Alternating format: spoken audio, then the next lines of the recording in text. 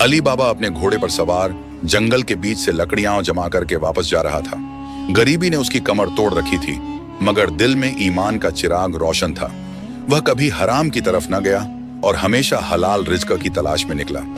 उसी रास्ते पर अचानक अली बाबा के कानों में घोड़ों की टापों की आवाज आई। वह सहम गया और एक घने दरख्त के पीछे छुप गया।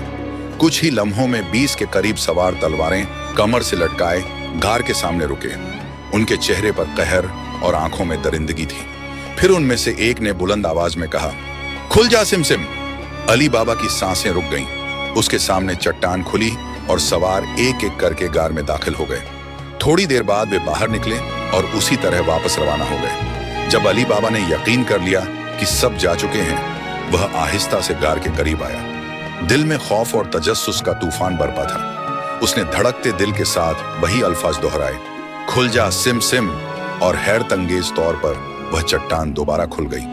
अंदर कदम रखते ही अली बाबा की आंखें हैरत से फैल गईं। सोना, चांदी, हीरे, मोती और कीमती सामान का खजाना उसके कदमों में बिखरा पड़ा था। मगर दिल में एक सवाल चमक उठा, क्या ये मेरा हक है? क्या मैं इसे ले सकता हूं? वह पीछे हटा और बैठकर इस्तगफार करने लगा। फिर सोचा, अगर मैं सिर्फ इतना ले जाऊं जिससे मेरी और मेरे बच्चों की जरूरत पूरी हो और बाकी अल्लाह की अमानत समझकर छोड़ दूं। वह सिर्फ चंद सिक्के और एक थैली में थोड़ा सा सोना लेकर बाहर निकला।